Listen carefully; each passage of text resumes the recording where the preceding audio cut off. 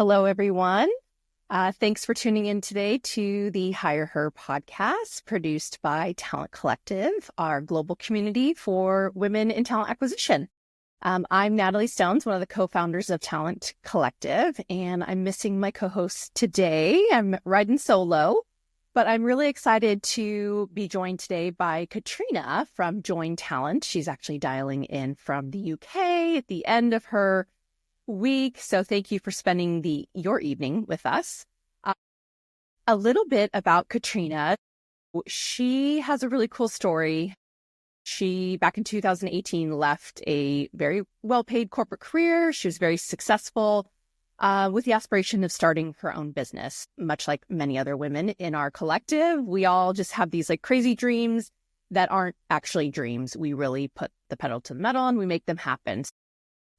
4 years later, Join Talent became named the fastest growing company in the UK, the first female-founded business to take that title, which is amazing. So I'd love to hear a little bit more about that in this session today. And the 12th fastest in Europe, and won the King's Award for Enterprise. That is very unique to the UK, so I'm curious what that means. But now you have a thriving organization, over 225 employees. You partner with companies, scale-ups, unicorns, Fortune 500s on embedding yourselves as TA practitioners. But you also have a proprietary sourcing tool called Yoke. Right. Yep. Yes. Okay. Cool. Still an internal title, working on that. Okay. Well, nonetheless, it's an active directory of candidates, and you guys are one of the few companies in this space that's kind of paving the way with kind of this game-changing capabilities. So welcome, Katrina. I would love for you to just share a little bit more about yourself, your career journey, recruiting, maybe share a little bit more about Join Talent and those awards. I'd love to understand what those mean. They all sound amazing. I'm delighted to. So I think my career story is probably very similar to many other people in TA. I haven't yet met that person that's told me that they grew up as a kid wanting to work in talent acquisition. I'd love to meet that person someday. That would be great for our industry if we get to that point that kids are growing up wanting to do this. But I think like most people of my age, I fell into recruitment. For me, I fell into it around about 22 years ago, fell in love with it, realized that I got to use all of my skills. I'd done a bit of management consultancy, a bit of operations leadership work before that. And I realized in TA, you got to use all of those skills. You got to be super commercial. You got to be problem solving. You got to be a marketing person. And I loved it. So I built my career in that. I kind of felt like I never knew what I wanted to do when I grew up, but I've been allowed to work in so many different areas through working in TA, ticked a lot of the boxes.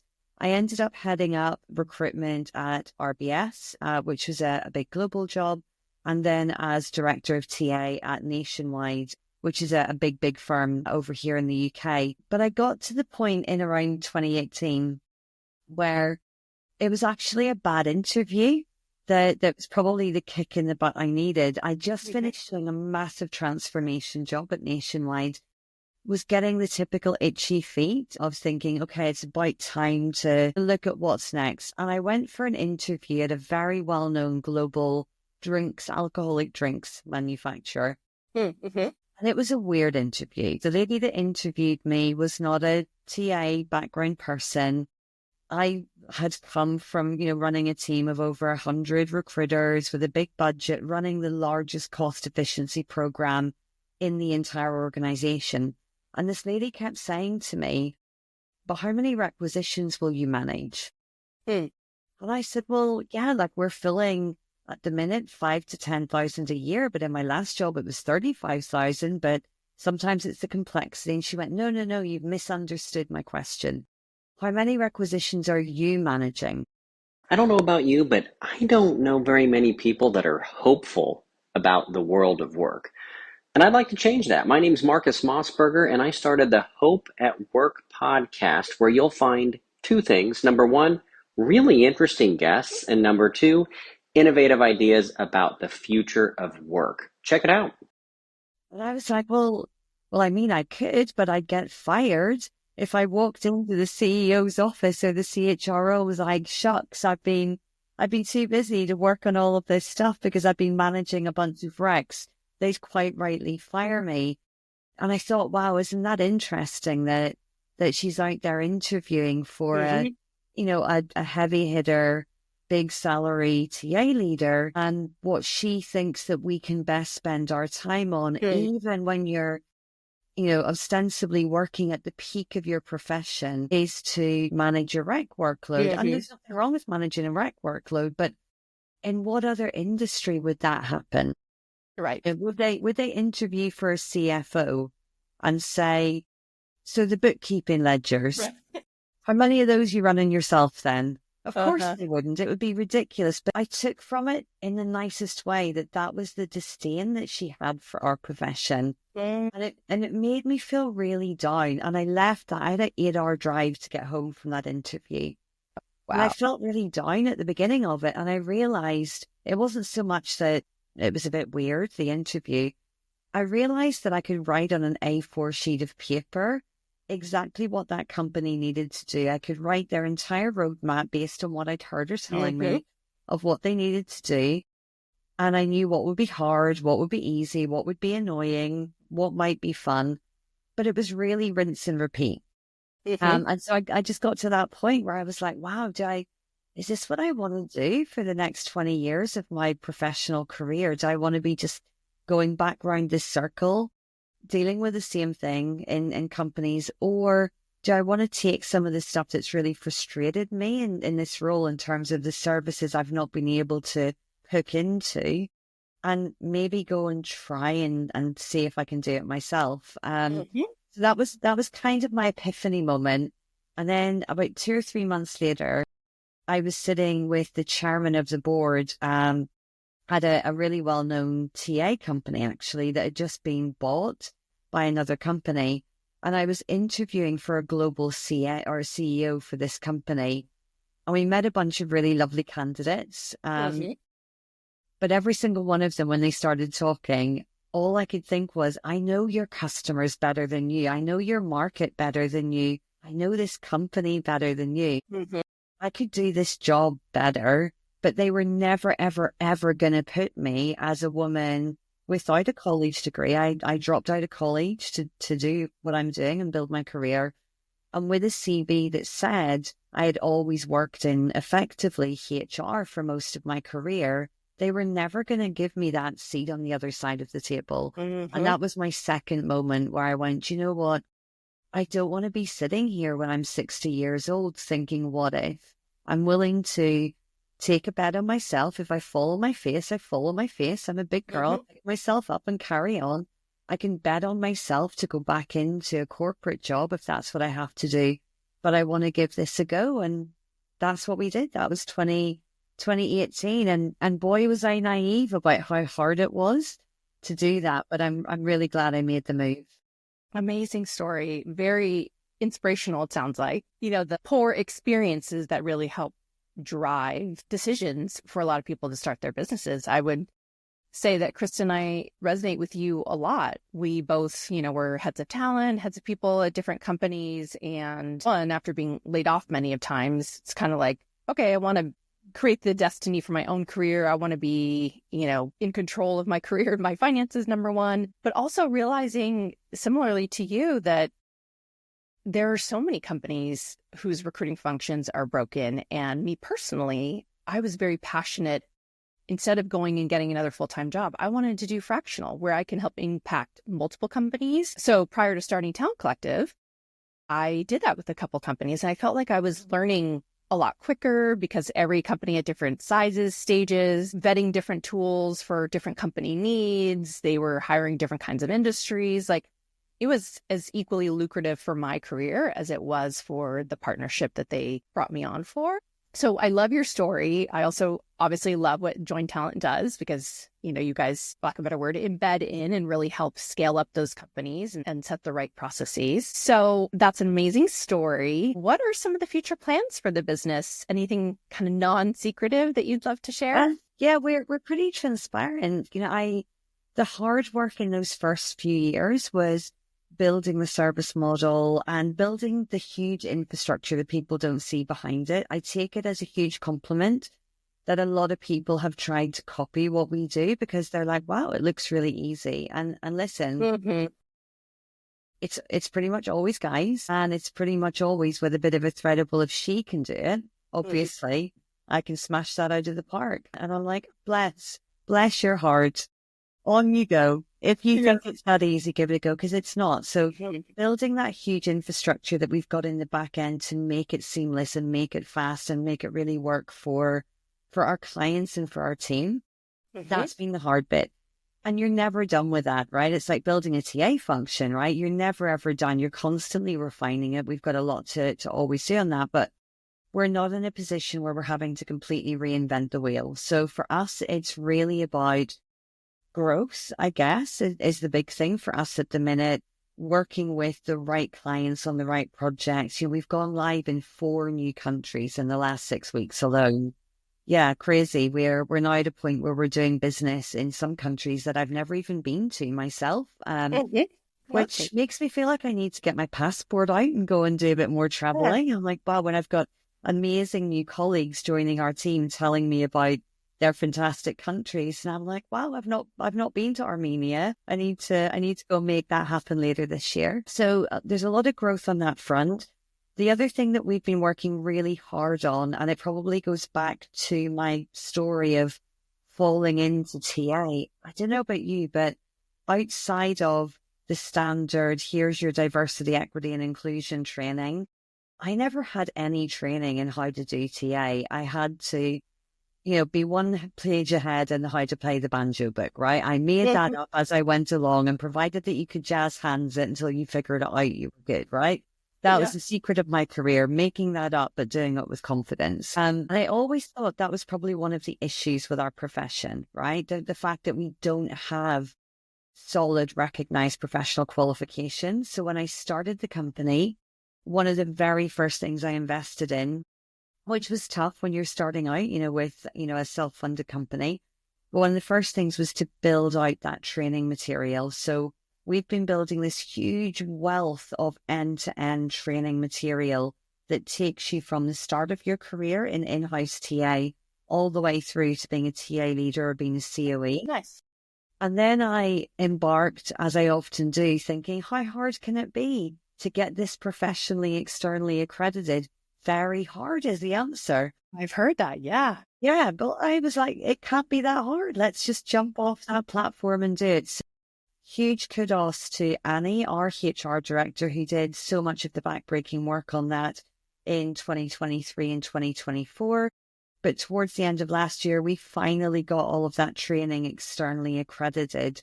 So now anybody that goes through that gets a professionally recognized qualification. And I think it is the first ever in-house TA end-to-end suite of training materials that gives you that. I'm not aware of it elsewhere. So now we're working on bringing that out to the market. We give it to our clients for free. I think we always will. Somebody probably play this back to me in 2 years and go, do you remember you said you always will? And I'll be like, yeah, we can change your mind. But that was always part of the deal with our clients, where we're not just there to give them an amazing embedded solution. We want to actually bring a lot more than that to the table. But we also have clients that want to work with us around accessing that capability enhancement for their teams. And because we currently only offer it to our existing embedded talents, that's an issue. So we're going to work on bringing that to market later on this year as a standalone called ThinkSpike, so that companies and people can access it. So we've got a little bit going on, Natalie. It's always busy. Yes. Well, as a good founder would be, you're always thinking, 10 steps ahead, because what you're currently working on is, kind of stale now. You're always wanting the next new exciting thing. I love that. And actually, we should figure out a way to help you bring that to market. Obviously, our whole community is recruiters, and we'd love to be able to feature that training program in our member platform. So let's talk more about that. That'd be amazing. We can have a chat and see what we can work out. Yeah. So something else we like to talk about on our podcast are things that are controversial or vulnerable topics. Our audience has really resonated with guests that have shared career challenges, personal life challenges, or something that they find very controversial in the market. I'd love for you to share a little bit about a somewhat recent post on LinkedIn where you were really talking about, recruiting is not going dull, extinct, etc. I don't want to butcher your positioning on it, but I'd love for you to share a little bit about what was kind of that fluidity of thought. What were you hoping to share with the recruiter community with, that controversial post that you posted? Yeah. And I think you're referring to my post a couple of weeks ago where I was saying about how recruitment is still not broken. And I didn't even think it was that controversial, to be honest. Mm-hmm. To me, Hello, this is Michael Vandervoort from the Drive-Thru HR podcast, where we discuss ideas, trends, and activities that impact HR, talent, HR technology in the workplace. Our focus is on expanding knowledge and igniting curiosity as we hear directly from people who are shaping the future of the HR industry. Join us. A huge frustration. I have been hearing at conferences and at events for nearly 20 years that recruitment is broken. And either we're all really bad at our jobs, or that was never true in the first place, right? And I don't believe recruitment is broken. I believe that every profession and every operational area in businesses is constantly evolving as the world moves and technology changes and needs of businesses change and expectations change. That makes complete sense. But just because something is constantly changing, that doesn't mean it was ever broken in the first place. That's evolution and revolution. And innovation. Not constantly having something in the shop because it needs an overhaul. I feel like it's a really lazy trope to just do the recruitment is broken and you're doing that for clickbait and think everyone's going to, you're going to say something super exciting and controversial, and 99.9% of the time you're not. You're just going to say the same old dull stuff about, wow, we need to embrace AI more. Of course we do. And people are working on that, but it's not quite ready to do all of the things that we would like it to do yet, nor is it the right solution today in its current form for everything we've got. So as I said, I didn't think I was being controversial. I was just sharing something that had been frustrating me for a long period of time. I don't know about you, but I feel like I've noticed the people who come out with the recruitment is broken line tend to be the people that don't actually have their own depth of career experience in TA. Yes. It tends to be those people who are coming in usually trying to sell us something, where they're coming in from another sector, they're coming in as a vendor and they think it's what people want to hear. Mm-hmm. That's my controversial bit of the opinion. Yes. And you're right. Your response is not controversial. The issue that you were responding to can be the one, I guess, that's seen as controversial. Like, why are you planting these, negative thoughts or negative stances on the market? And I agree with you. There are many bad apples out there that haven't actually been in a recruiting seat or a recruiting function that think they know best about what we do as practitioners. So, last question for you. This is very specific to being a woman in the workforce, a female entrepreneur, a woman in talent. What have been some of your biggest challenges? The reason we ask this question is in Talent Collective, we don't just focus on bringing TA topics and thought leadership and events. We're also focused a lot on being a woman in the workforce, glass ceiling, pay inequity, being passed over for jobs, being the primary caregiver, being in the sandwich generation, whatever it may be that are unique to being a woman. So we always like to ask our guests, are there any challenges that you felt you've faced as a female leader? And if so, how did you go through that journey and what feedback would you give to maybe your younger self? Yeah, honestly, do you know that speech from the Barbie movie? That resonated with me so much. And I think it did for a lot of women, right? That's what's made that such a powerful bit from that movie. The level of overt and covert misogyny out there is insane. And I've experienced it so much through my career. I still experience it nearly every single day. I think that some of that is society, and it's still where we are, the expectations that society has of you as a woman. I remember that the favorite bit of feedback I had once that encapsulated this from a manager was, your strengths are too strong. And I was like, wow, said nobody to a man ever in the history of the world, your strengths are too strong. And I knew quite rightly what they meant when they said that. They meant be less. Yeah, tone it down. Yeah, tone it down, be less, don't ask too many questions, be nice, be a good girl. That's what they really meant when they said that. But your strengths are too strong was the way that they couched it instead. And I think we are in weirdly what feels like still a very masculine sector in talent acquisition, the bravado, the manufactured vulnerability as opposed to the real vulnerability. And I'm really pleased to see that women are starting to reclaim their space a bit more. I, like you do yourself, I exist with a foot in two different worlds a lot of the time, from a work perspective. So I live a lot of my time in the entrepreneur world, and very specifically the female entrepreneur world, and I love that space. The women are amazing and so supportive of each other and so open. But then I live in the TA world as well, where there is so much masculine energy and so much posturing and pretense. And I really want to see more of that right-hand side coming into the left-hand side. And to that end, even this year, we've started doing a thing called the 10-10 Club in JT. So the 10-10 Club, it's really simple. It's 10 dinners, 10 people at each dinner. And we just invite people to them, like cool people, but it's half entrepreneurs and half TA people. No agenda. We're not trying to get anything from it, but trying to forge connections, trying to get people to see the CEOs and founders to see what's TA really about. And it's a big eye opener for them, right? When they're like, I had no clue, but also for the TA people to go, this is the real world out there. And this is what's really mattering to people. Excuse me. I've had the lurgy all week, so now I'm coughing at you. That's okay. But yeah, and I think it's really tough. You know, I've 3 kids, 2 of them girls, and I spend a lot of time talking to my kids, all 3 of them, the boy and the girls, about this. I think we've got much further to go than I wish that we had. Yeah, I would agree. I think I was on another podcast where I was wondering, or I was mentioning, like, is it just generational? Like, once this generation, you know, that still carries this misogyny and hypermasculinity, the old traditional ways, like as that generation starts to transition out of the workforce, will we see it being differently? I would hope so. But I've also seen some of the same stuff in the younger generation. So I'm not sure. Time will tell. But I love the 10-10 Club. Krista and I are actually going to be in the UK in May, and I hope you're having one because we will be. Yeah, we'll have to invite you guys along. Yes.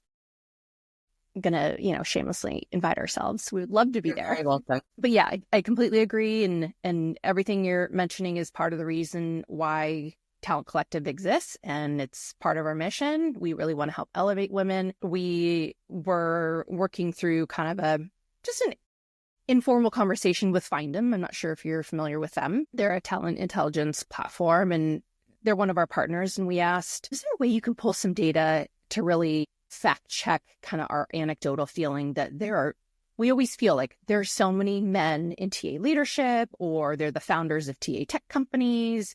They're the leaders running, recruiting or HR conferences. They own agencies, etc. This is what our gut feeling is. Can you fact check it? And so we did just a quick preliminary look, and actually it was not completely true. There were a lot of women. I think the problem lies in, why isn't it more obvious then? Right? If there are, in fact, more men or more women than men, and it wasn't too far off, it was, maybe like 56% versus the latter. The problem is, why doesn't it feel like there's more women in TA leadership? Is it the pace at which that they grow and promote into the leadership? Is it the length that they actually stay in each of their roles, or men are staying them? I don't know. We haven't figured out the answer, but this is something that is, an issue that we're very passionate about, kind of peeling back the onion and understanding. So I really appreciate your comment on that. I think we resonate very closely with that. But nonetheless, we appreciate you joining us today, sharing more about Join Talent, the recruiter training. We'd love to share that with our community. Of course, we'd love to see you when you're in the Bay Area. and when we come and visit in the UK. But we appreciate you being a guest. And how can people best connect with you if they, want to learn more about you or join Talent? Yeah, so, well, for me personally, LinkedIn, of course. You can find me, Katrina Hutchinson O'Neill, on LinkedIn, the only person in the world with that name. So I'm really easy to find. Nice. It's a nightmare for air travel, but it's really good Yeah. for LinkedIn. And then jointalent.net for our website, which is actually later on this year going to be rebuilt as well. We're in the process of that. So you can log in and see the before and now, and then come back in a couple of months' time as well. Very nice. That's always fun. Well, thank you again for joining us. For everybody tuning in, until next week, we hope you have a great rest of your week. Like, subscribe, join, follow, download, all the things, but follow HigherHer, and please share this amazing episode with any of your friends or other ladies in TA. So thank you, everybody. Thank you, Katrina. Thank you. Bye-bye.